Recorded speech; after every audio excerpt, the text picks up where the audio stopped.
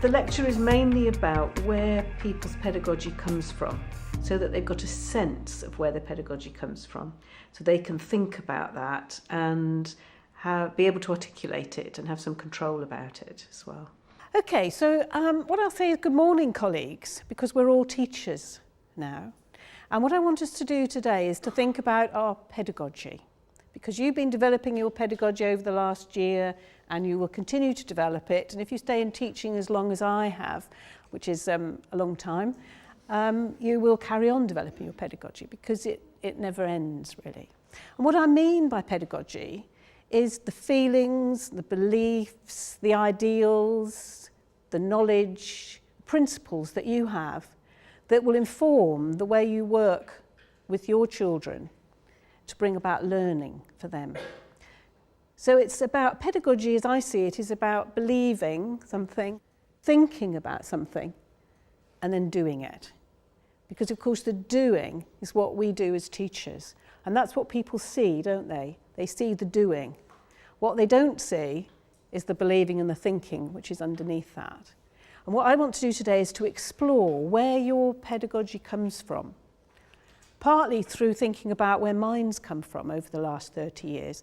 And there will be sort of evidence of that because you will see what I do. And what happens when you see what people do is you interpret it in a particular way, don't you? But what I want to do today is model, and I want to model things when I'm teaching. What I want to try and model is how my believing and thinking about education and about children informs what I do, because that will be exactly the same for you. So on this chart, what you've got on your handout, I've put the questions that I want to talk about today. The first question I want to think about is, who are you as a teacher? And that's very wrapped up with who we are as a person, isn't it? And I think you'll find that because when you're in the classroom, you're quite vulnerable sometimes because people criticise something and you feel it personally, don't you? Because who you are as a teacher and who you are as a person, of course, inform each other. I want to think about what our values and beliefs, what our theories are that we've all got that underpin what we do. Then I want to think about, well, okay, we've got these ideas and what happens when we do it in the classroom, okay? And then, when we've done it, how do we evaluate whether it was a good thing to have done in the first place? And then thinking again about developing our pedagogy. So that goes round in a circle because that will change who you are. So what I want to start to explore is our pedagogy, how we teach. And I want to go through some objects here. I thought we'd start with this visual aid. It's a bit of a weighty term really here. Okay, does anybody recognise this? Yes? National curriculum, fine. So we all know a lot about the national curriculum, and in there is masses of subject knowledge, and in there and in associated documents there's lots of ideas about how to teach, subject pedagogy, and you've also got lots of like a toolkit for teaching, haven't you? Lots of strategies and things. But that is not your pedagogy. That will be part of your pedagogy. It will form your pedagogy. And I'll give you an example of why you know that's the case. Let's, for example, think we've got a lesson, and we'll have a lesson on adjectives. Now let's imagine everybody in this group had the same lesson plan, the same age group, same targets, what you want to achieve, the children are going to develop and use more interesting adjectives, okay?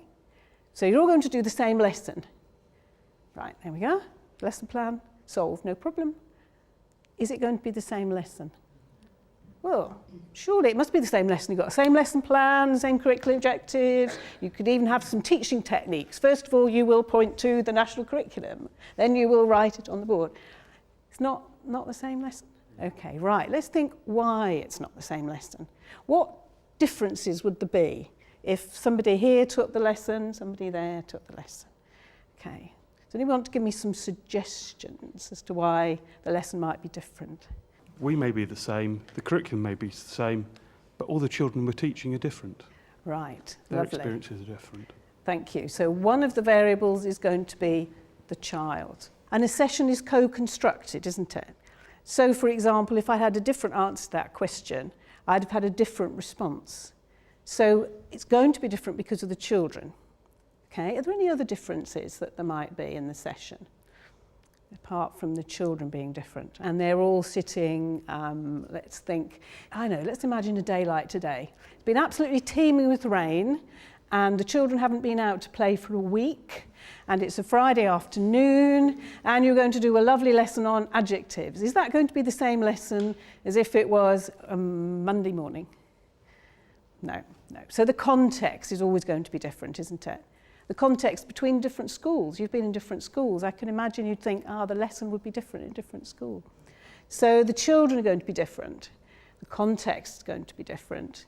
And most important of all, the teachers are going to be different. So you're going to have different ideas. I just want to think about this lesson a bit more, this wonderful, exciting lesson you've got on adjectives. When you think about teaching a lesson, you don't just think of one objective, do you? You don't just think, I'm going to teach adjectives. You think of other things. So, for example, in the School of Education, it's all right, we'll just drop one clanger, shall we? We talk about SID. Okay, this is SID. Okay, and SID stands for social, intellectual, dispositional. And that's a shorthand for us to remember that when we're teaching a session, as well as teaching subject knowledge, we want to think about social learning. So we want to think about how we would include social learning in our context. So, for example, we might want children to work together. We might want to work in pairs and so on, social learning. We also think about intellectual learning. We want children to be able to problem solve, to be able to think for themselves, to be able to take risks in learning. So we're thinking about an objective for that. And dispositional is how they feel about themselves as learners, how they're confident, how they are resilient, how they're motivated, how they're keen. So let's just think about this lesson on adjectives. And we've got SID. What sort of social things might we do? Let's say we would like children to work together. Okay, so that's our pedagogical idea. How would we do that? Have a discussion in a pair. See if you can get some ideas.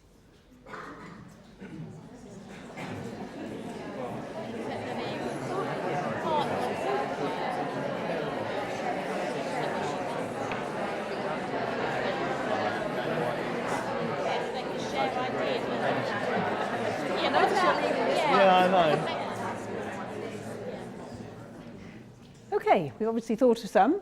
So any pair like to say any social activities that they thought they could do with these children to show that they're learning from each other, because it's not just learning from the teacher, is it?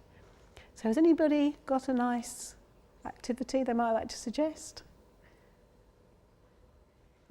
Done it in a pair. The idea was to give it in a pair was to give people confidence. So in a way, what we could argue is that was a sort of model in a way, because you'd say, okay, we'll have talking partners. So that's probably one of the things you thought about. People are nodding, yeah. So you could have talking partners, and you could see how many adjectives you could get in 1 minute. Or you could have one pair could have one set of adjectives, and the other pair could have another person could have the opposite.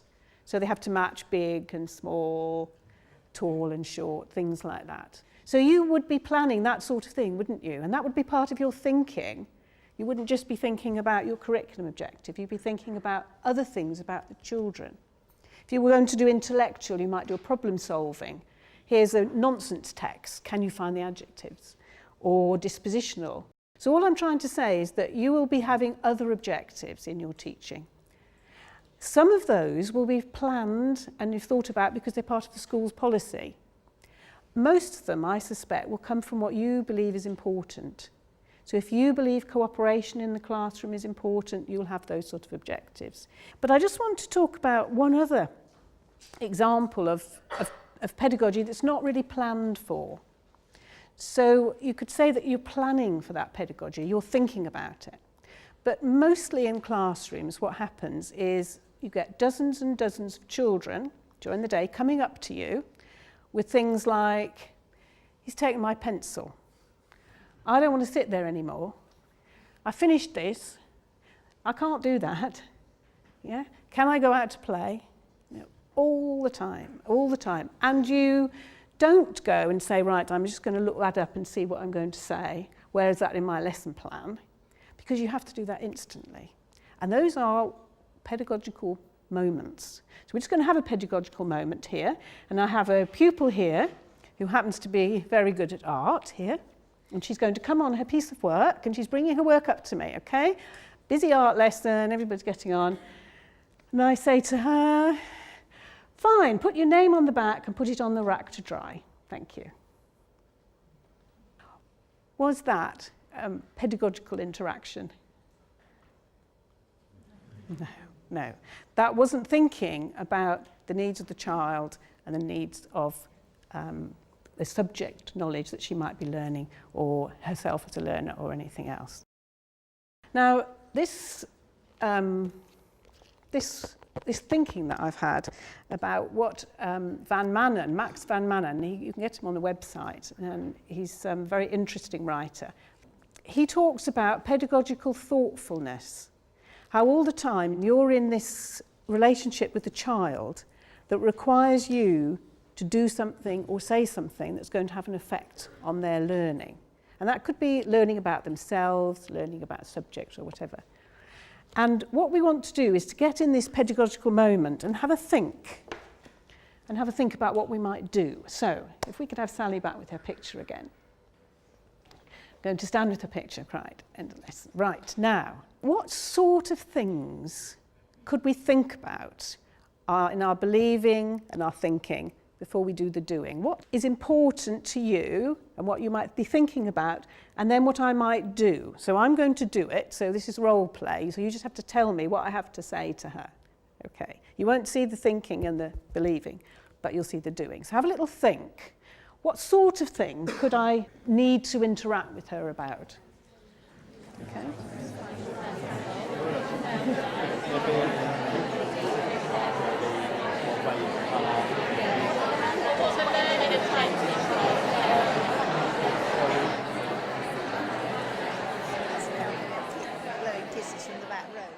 So should we have a suggestion from here?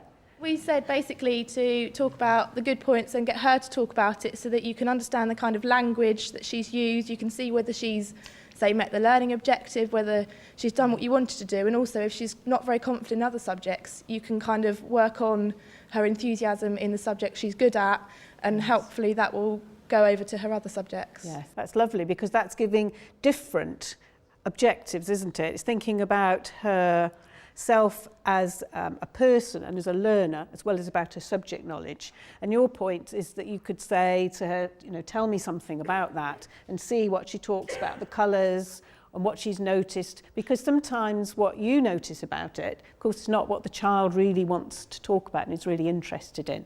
So it's finding out that from her, actually, paying attention to it and be interested in it. I mean, one of the important things is, of course, there's no right answer to this.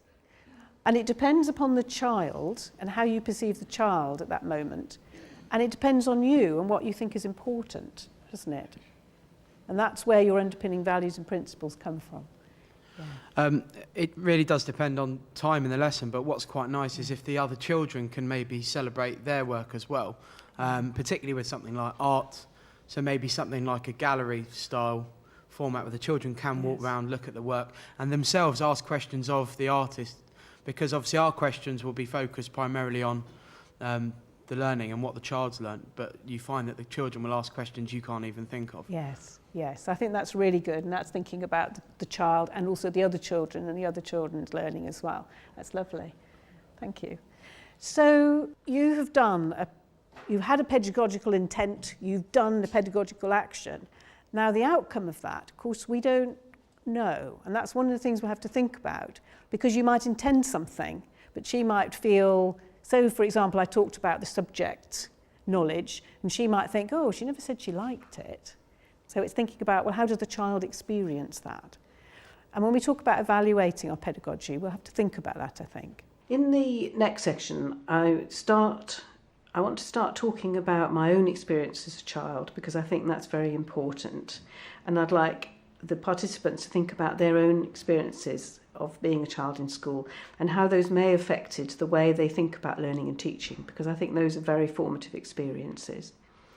And then I'd like to move on to think about how their experiences of being a teacher will have affected the next stage where they're teaching. So the different experiences they will have had.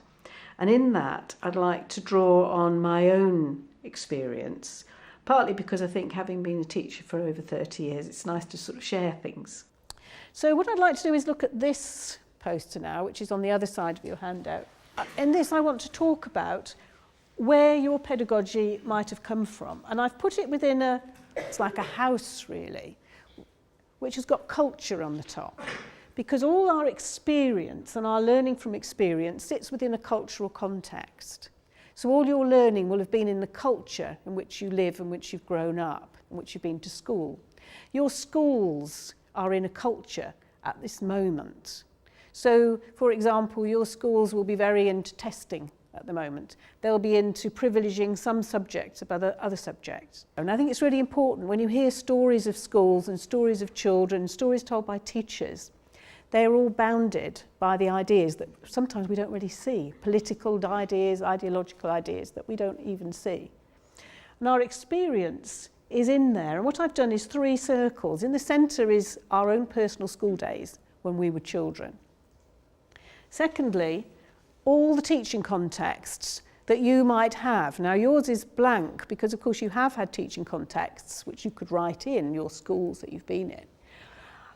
But I've had quite a lot. For example, I've taught in primary schools, secondary schools. I'm a teacher of the deaf, so I've taught in special educational contexts. And I suppose what I've found from that is that pedagogical thinking is all the same. It doesn't matter whether the children are very young or whether they're adults. It's the same, the things that you have to think about, which actually is quite reassuring, isn't it? Because if you think about it now, then you can gradually build on that. The first bit I'd like to look at is our school days, our own personal school days. Now, the reason we have to think about that is a lot of people have written about what they call pedagogy, that you learn your pedagogy from when you were very small. You've had an apprenticeship in being a teacher from when you were very small. People talk about an apprenticeship of observation. You've sat in school and watched teachers. And they say it's an accidental apprenticeship. You didn't mean to be an apprentice teacher when you were 6, but perhaps you were. I'm not entirely convinced by that argument because I think what you don't see is the teacher's thinking, do you? You get the reaction to what happened in the classroom. You feel it.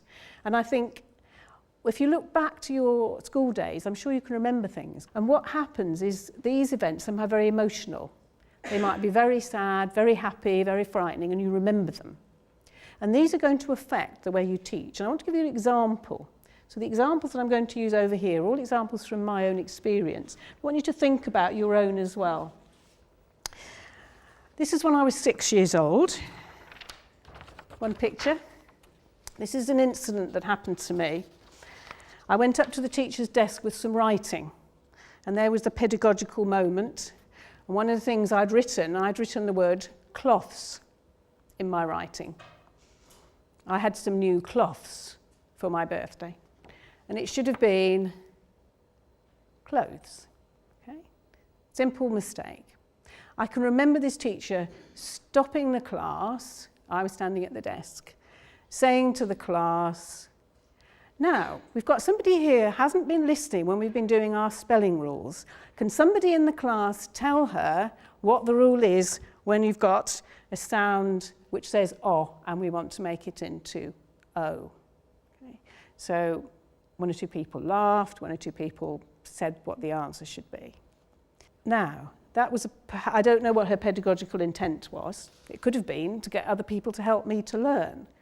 But for me, as a learner, I can still remember how humiliated I felt and how I felt I was too scared to trust teachers, that they were going to show me up in front of the other people, that I was going to be making sure that I never put my hand up, that I retreated, and I was one of those very quiet little girls who nobody notices in the corner. So you think, okay, how does that then affect you when you come to teach in your teaching contexts? Now, I think that's quite interesting because for me, I had an observation from a colleague when I was teaching about 5 years ago. And he said to me, you had a table of students who weren't really engaged with what you were doing. Okay. Why didn't you point to individuals and say, okay, now you give me an example. Now you give me an example, to get them engaged. Now, from my own experience of that, I could never do that. I just could not do that to somebody else because I knew what that felt like. But then I thought, but is that meaning that I'm not actually challenging some people? Is my own personal experience inhibiting the way in which I now work with other students, which is disadvantaging them? Now I thought, well, I can't go around pointing at people because I can't do that. But I could have a situation where perhaps I say, okay, I'd like an answer from that table. In 5 minutes, have a chat and we'll have an answer from the table or an answer from a group. So do you see what I mean? And I think for you, there may well be incidents in your school days that will really affect the way you think about teaching. So what I want to do is look at the learner and how my concept of the learner has developed over time, the concept of learning and what it means to learn and support learning and how that's changed. And then the third thing about the learning environment, how the learning environment influences learning and what I feel about that. How I view the learner has changed a lot. This is my little learner. And I think when I first started teaching, I viewed the learner very much as somebody who was going to learn stuff that I told them, that they didn't know a lot and I knew it. And my job as a teacher was to make sure they knew as much as they could before they went on to the next class. I think part of it changed by the opportunity to work with families with very young children. When you see very young learners, maybe 2-year-olds, young children are very robust learners, aren't they? You can't stop them learning. And we've all seen that. And I think one of the problems is when they come into school that they can lose that. And I think it's respect for the learner is something that I've learned over the 30 years. And that the children have so much in there and so many skills to enable them to learn. And part of our job is not to limit their learning, really, and to really build on what they know and can do. The other thing, I think, is actually learners are also very, very fragile in that we can quite easily, by the things we say or things we do, make them feel that they are not able to learn, make them lack confidence. And that can be true for children and adults. What I thought we might just do for just a minute is just to say to your friend anything that you thought from your last experience in school or the one before that would tell you that what you've thought about the learner, what your view of a learner is, what your underpinning thinking about the learner and their skills, how you can encourage them or how easy it is to deflate them, any examples you might have. Just have a little discussion with a friend of yours. There was a couple of little girls, 2 twins, in my last placement, and they were so keen to tell you their life story they had their hand up for every single question. Yeah. And it's very difficult It's finding the time. Exactly. You want to hear their stories, and it's telling them kindly that you don't have time. No. You are interested in what they have to say, and doing that in such a way that they feel that their contribution is worthwhile.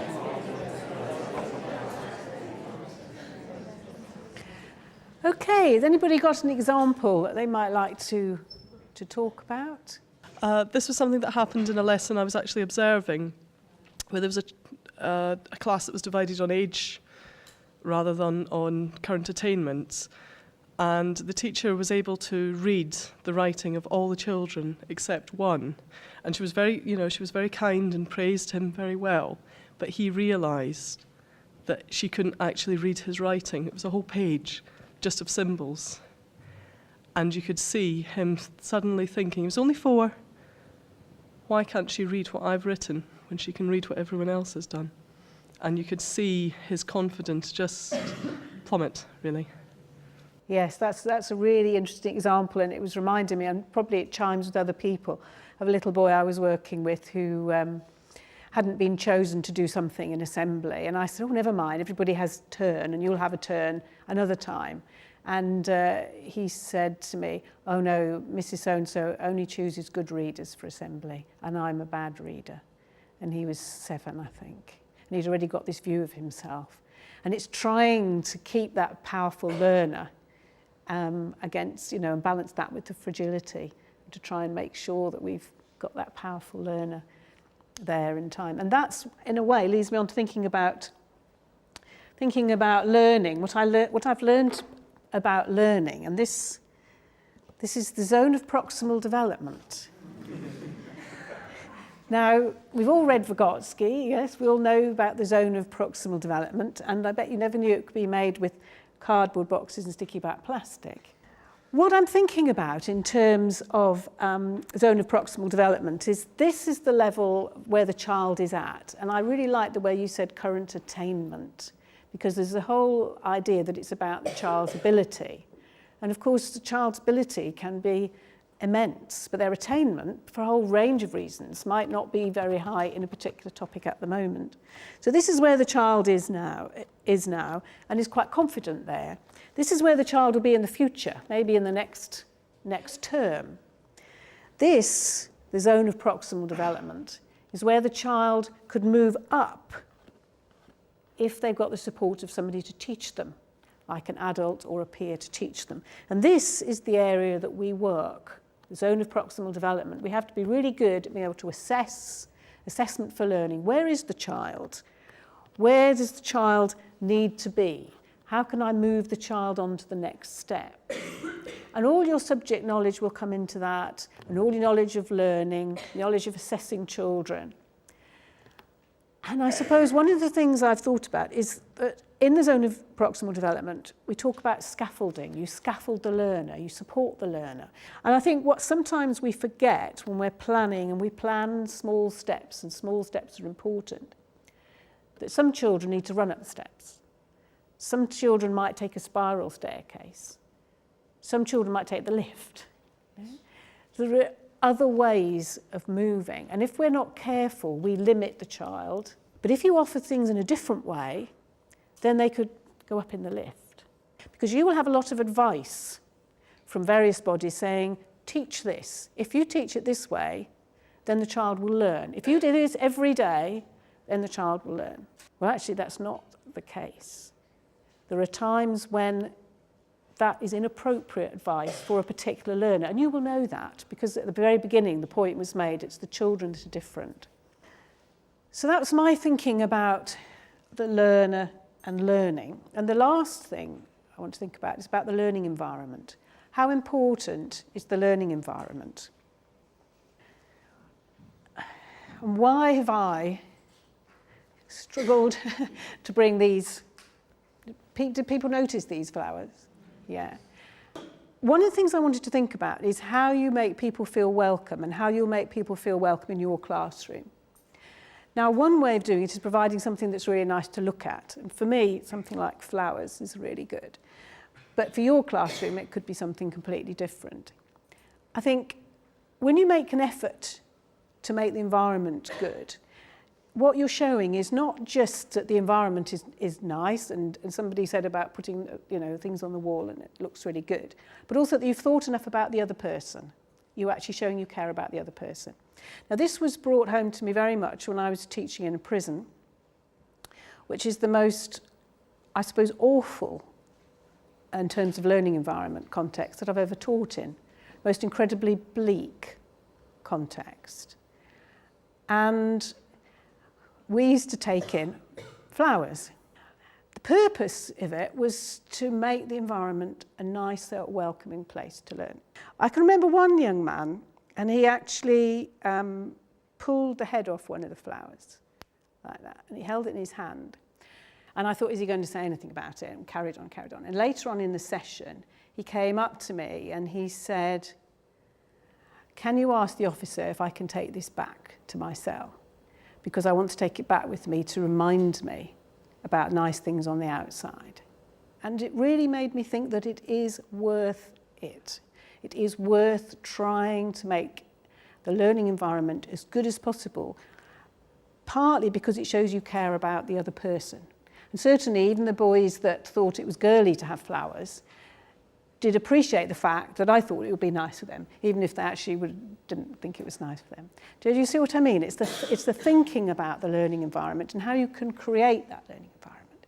And then part of that becomes not just what it looks like visually, but that we care about each other and that we think about each other and that we respect each other in the classroom. And I think when you think about your new class, it's really important to think about what environment you're creating. And some of the rooms you'll have will not be ideal, but you can make them something special by who you are and what you do. And that's going to be about your values, beliefs, theories, and principles underpinning our pedagogy. Now, what I'd just like us to do to take for a minute to go back to that values, beliefs, theories, and principles and write down 1 or 2 words that you think are really important to you, that are principles that underpin how you think about the learner, learning environment, that you're going to take away and that are non-negotiable as far as you're concerned.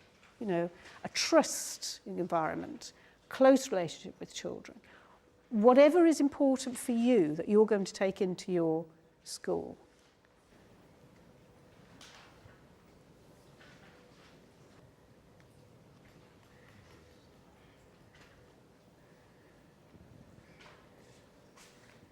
And in the final section, I want to think about how people will evaluate their pedagogy, how they will try to put themselves in the child's shoes, how they will learn from their own stories of teaching and other people's stories of teaching, and can then go on to learn from that evaluation, change the things they do, and therefore develop their pedagogy.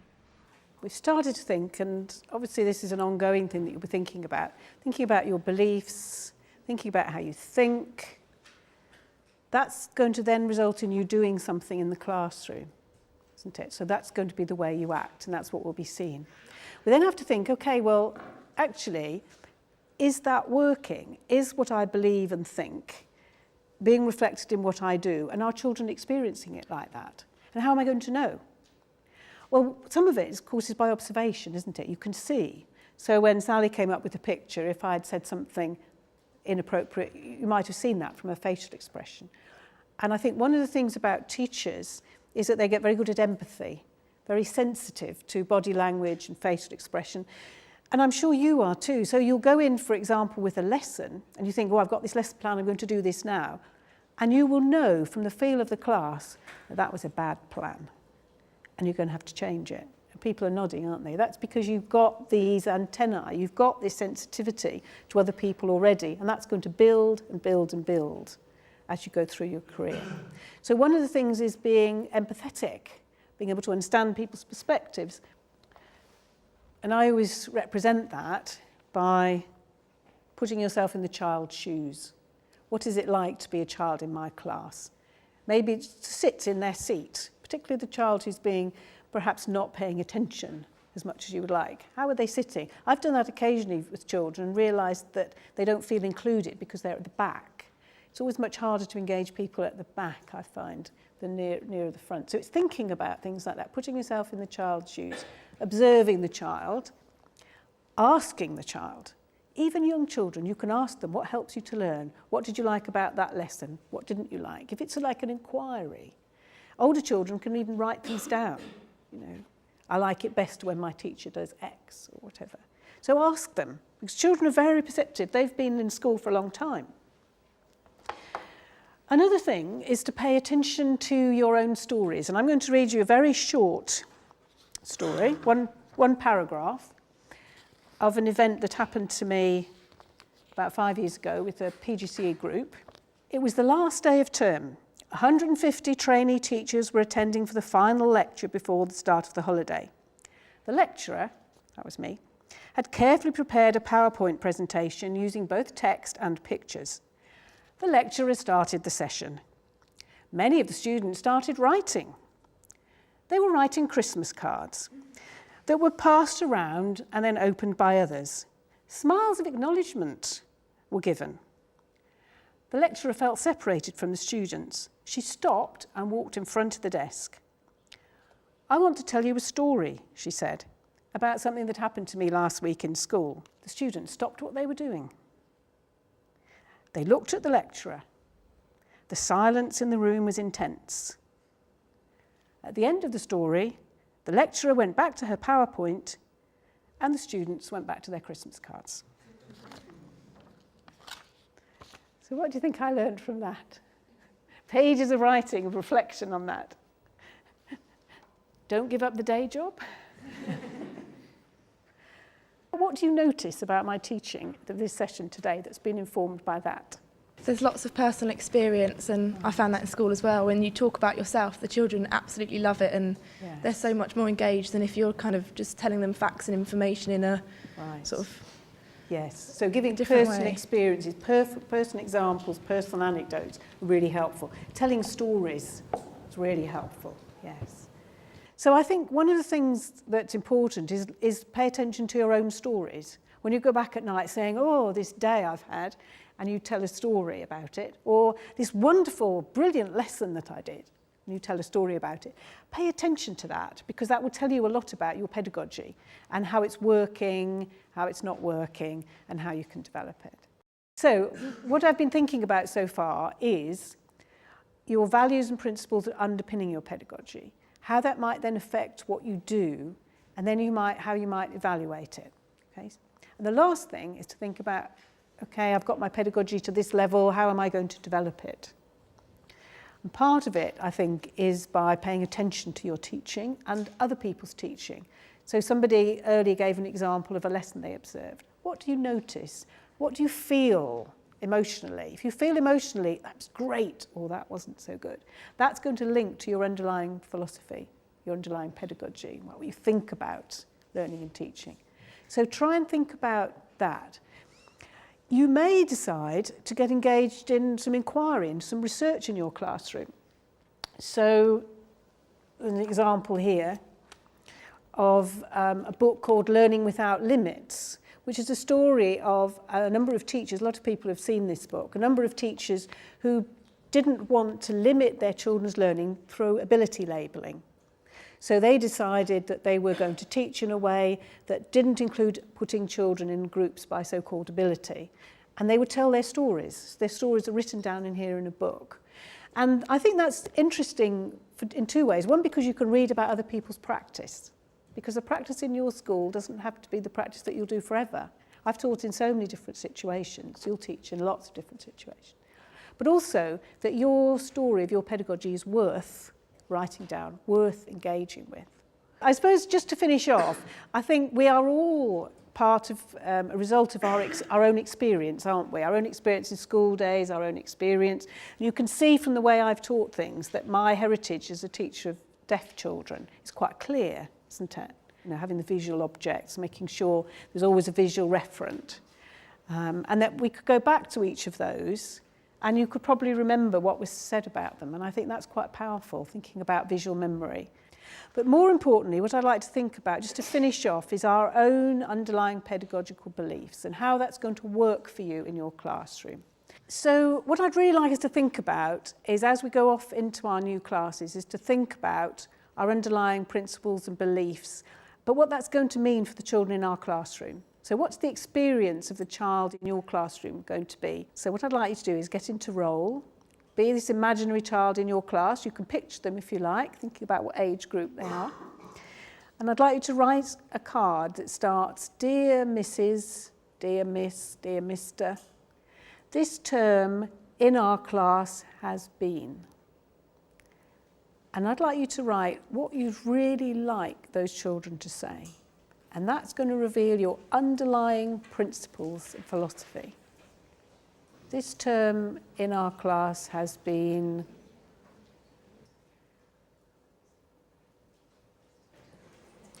What I'd like you to do is think about that, and I'd like you to take it away with you, and I'd like you to put it somewhere.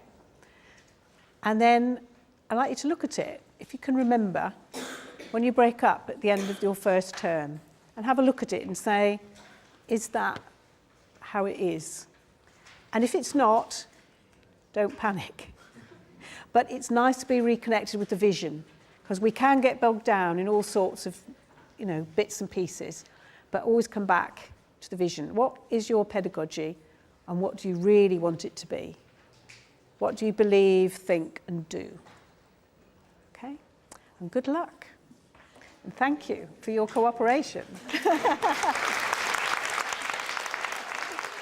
very good. I think I'd really like students to take away from this session the understanding that their underpinning beliefs and values as a person and as a teacher are really important, and that they take those into the classroom and enact them in their pedagogy, and that to hold on to things that are really important to them and live them in the classroom.